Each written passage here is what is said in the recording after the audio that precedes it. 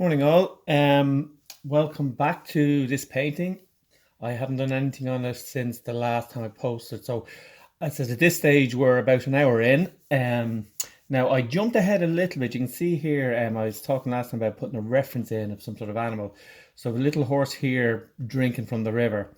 So rather than spending 20 minutes just doing him, I jumped ahead and I kind of sketched him in there just with the brush. So plan today would be block him in, maybe a few bushes around here and a little bit of tidying up.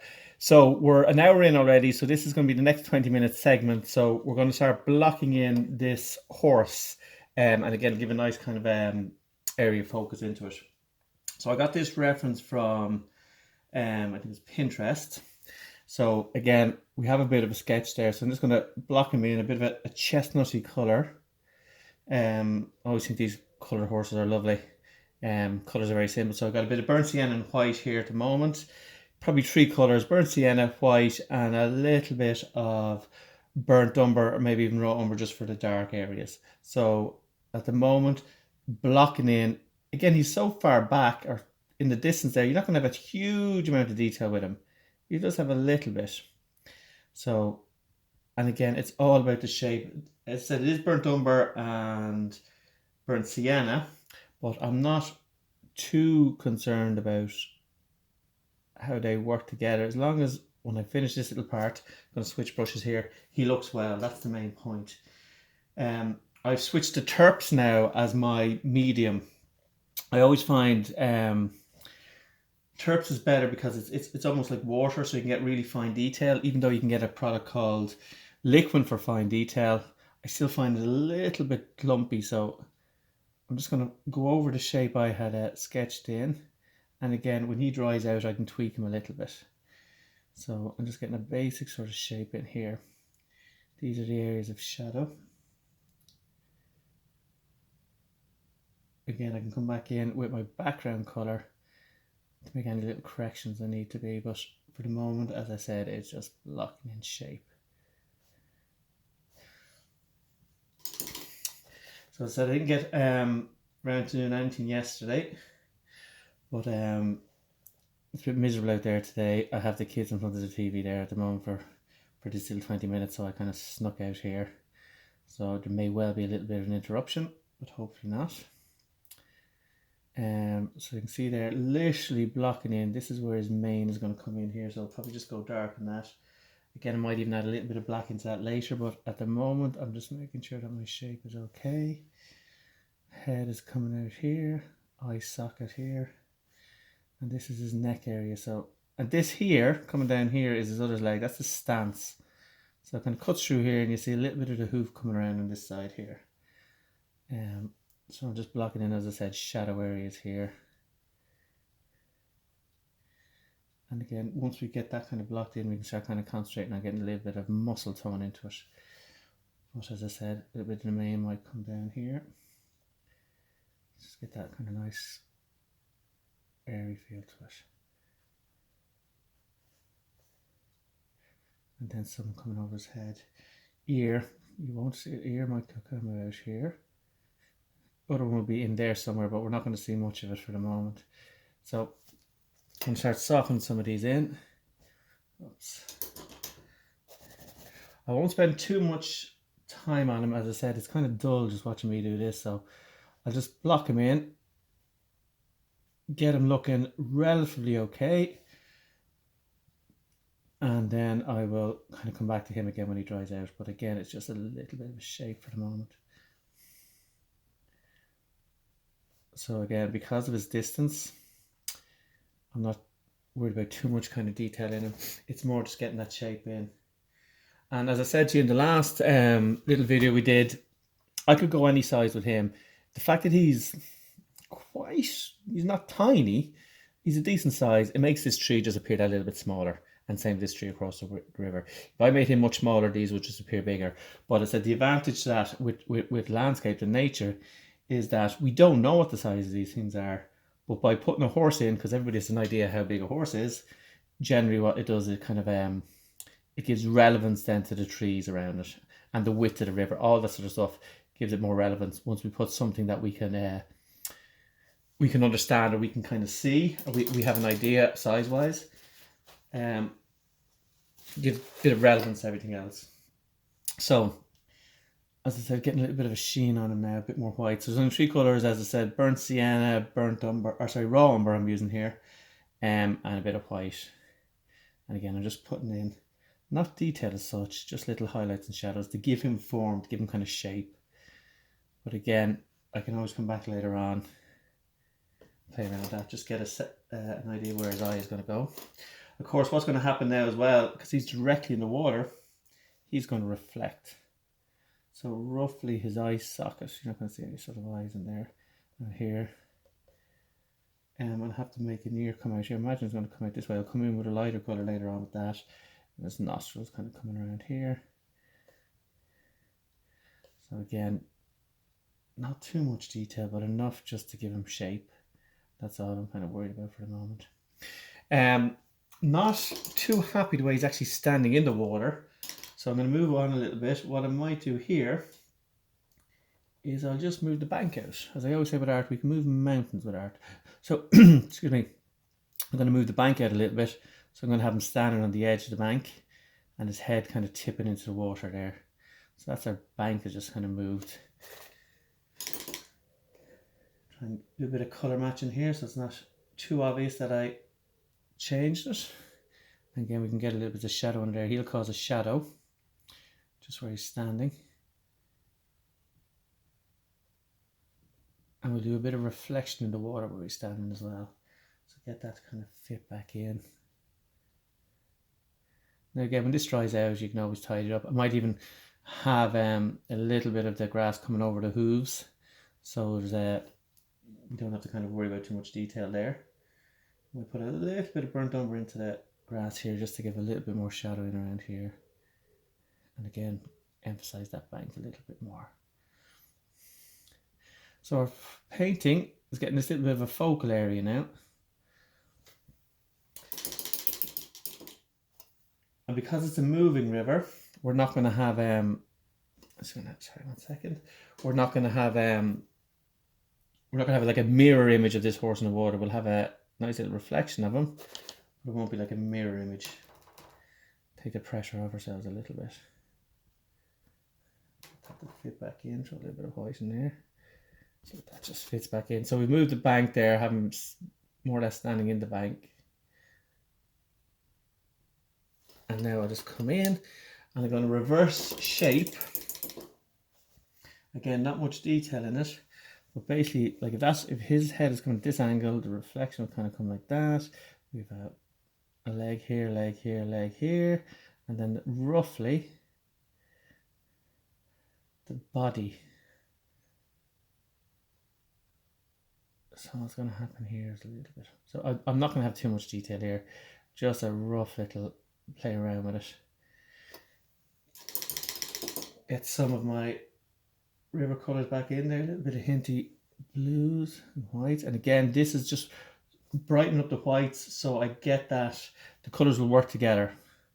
And that's the idea of putting the white back in there. You want to get that nice ripply effect. A little bit of green coming off the bank, put some of that there in as well. Again, not a huge amount. And then you can see I'm applying all these colours vertically, and then I'm going to come in horizontally, soften back in. So as I said, it just gives now a focal point.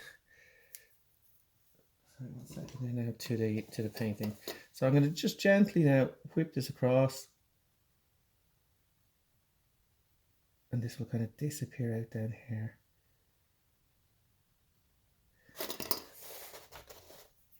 And because his legs were kind of a little bit darker, just maybe go a little bit dark around here as well. Under the belly might reflect a little bit. The water, as I said, is moving, so we're not going to see a huge amount of it. Little bits of the blue colour come back in here again, not much, just break it all up. You see, again, because it's moving water, it allows me to apply these randomly. I don't need to be, you know, really spot on with where I'm applying them. Actually, I'm going to turn the canvas here a little bit. I don't know, can you see what I'm doing here now? And again, just kind of soften those in. And then I'm going to add a little bit more of whites here and there just to get it working together a little bit stronger. And again, it's just really a suggestion. I need to go back into the greens there as well.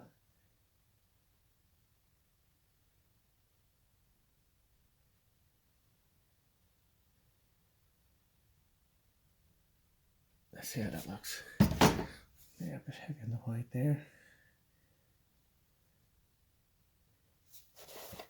So now that it's all wet, I can play around the colours a bit and be a little bit more kind of loose with it.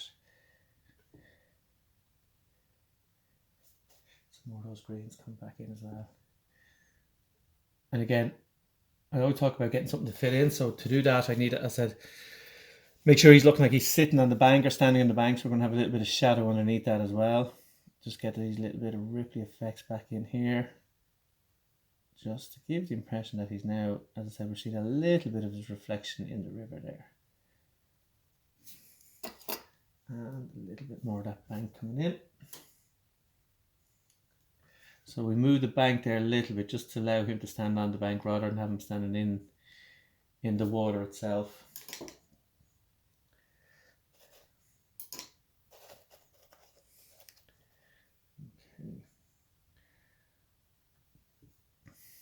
Get that to fit back in there. Right, so when he dries out a bit, we can come back in and add a little bit more to him. But for the moment there now, that's he's nicely positioned. I like his shape. He fits the composition. He doesn't look too out of place. But as I said, the next stage would be to come back now and make him fit into the actual composition. That'd be the plan. I'm just going to put a little bit more ripply effect in here as well. Okay, so last time as well, we did a little bit of work on the clouds and the background a little bit here. But what I'm going to work on now is this area just here. I'm going to put in a few. Actually, and just because the paint was left there and they look quite well, I'm going to come in and kind of shape these as in, you know, shrubs and just growing literally at the base of this tree here. And they might even follow this little decline down into this kind of plane. So one or two of those there. And again, always being consistent with my light source. My light source is coming in from the left. So therefore, my shadows will be on the right-hand side of these. And I want to give the impression that they're going down into onto kind of the plane there. I'm going to get a little bit of Prussian green, which is turning out to be one of my favourite greens. It's a nice dark green. But again, as I always say, I'm adding that into the sap, which I've already used. So I get this nice continuity right throughout the painting. Not saying that's always the way to do it, but it's always a safe bet. You can always kind of change it as you move through it. If you see an opportunity to come in and add something, you can do that and add some be real bold and real daring with some of your colors. But because I would consider this not necessarily early stages, but still in the playing phase a little bit, I can come back in now and just use my base colors and tone them up a little bit. So again, sticking with the yellows here, getting a little bit of shape into these, the light's kind of coming down. I want to make these look like they make sense. Actually just have an after a little bit of changing these colors really a lot might kind of help a bit as well. I'm going to try something here, experiment a little bit of yellow ochre and burnt sienna. Maybe you could do with a little bit of dialing down the greens a bit. So these could be a different type of bush, not necessarily your standard green kind of bush. But again, I'll play around with these colors for the moment. They might just give that extra little bit of interest. So again, only positioning, only getting shapes. You might have little bits of leaves sticking out as well. But again, whatever color I do use, the format will be the same. Light to the left-hand side, dark to the right-hand side to give that kind of impression of form of kind of lights and shadows. So again, a little bit of darkening around here to separate these two. So again, this is just positioning. That tree is going to come down like that. So this one here is behind that tree. This one comes over a little bit in the front. And again, all your shadows to the back. So again, you can see there, like it's good to go in and be kind of brave enough with it. you know, we can always change this as we move through it. But again, it just gives that little bit extra interest there. What I might do as well is just the background here. Beyond this, this is going to be kind of quite. I'm going to shape the bottom of my tree here. So just this is just really to indicate that there's nothing between these areas. This is just the flat area at the back here. So I'll just play around with that, add in some greens, maybe even a little bit of yellow ochre, but a lighter color. Reverse shaping the leaves in this tree, just using my background color, and the same here, reverse shaping these a bit, just to know that it's part of the background there. It's not part of the tree, it's not part of the bushes, but it's just part of that background in there. So I'll just block all that in. Next thing to consider is, where is my shadow from this tree going to fall? Again, because I've put it's going to get a little bit complicated now, because it's coming this to incline, it's not going to just come out straight here. Because if it comes out straight here, we're basically saying that this here, this could be 20 feet, 30 feet away from that tree. So this is what I always talk about, kind of, if you can understand it, you have a better chance of kind of conveying it on a canvas. So because of this kind of incline coming into my plane, I'm imagining my shadow is going to be coming down here and maybe falling down here a little bit. It might even tip into the water there a bit, depending how low that sun is. So again, shadows, simplest way to do shadows would be, if a shadow falls on a grey path, it becomes a dark grey. If it falls on a cornfield, like a yellow ochre, you just darken it up with a little bit of burnt sienna and a little bit of maybe burnt umber. But in this case, it's falling on green grass, so it's effectively going to be a darker green. So it's dropping down. This is dropping down here and then flattens out. So I'm imagining, this is just trial and error, that my shadow from this tree, might even have some of the shadows in around here, might look at that later, is going to fall down here. And it's going to sit down here in this area. And again, why I'm doing it like this, these little jagged kind of movements, is because it's not a fully blocked item. It's a tree, it's leaves in it. So what you get is a filtered sunlight is kind of coming through it. So therefore you have all these little gaps, and some of the gaps would be kind of darker and lighter. A great one is, I think Marley Park is still open. So if you're ever there on a sunny day and walk through those foresty areas, just look at the ground and look at the way the light filters through the trees. It's not just kind of dark and light, it's multi different tones where leaves are overlapping each other and sunlight is piercing through. Others just block out the light totally. So you get this lovely sort of filtered light. And again, if I have a slight incline, maybe I'm going to have a bit of an incline here as this kind of moves up. But again, I just want to come in here and suggest that this is coming from this tree. You will have maybe little bits of shadow coming in around here as well. But again, I'll have to do a bit of work on separating these shadows from these bushes, so it's pretty clear to what's going on. But you can see there now, I'm just getting that light kind of coming through and catching that. It's still far enough away from the water where the tree's not going to reflect in the water. It may have a shadow in the water. I'd have to look into that. I'm not too sure how that would work out. But again, I'm thinking of it. I'm thinking, would it have a shadow in the water? Would I see that shadow in the water from where I'm standing here? So they're little things that I'd have to consider. I'm going to get a bit more filtered light in here. I'm going to come in with some of the highlights as well, just to show that it's, as I said, it's filtered light.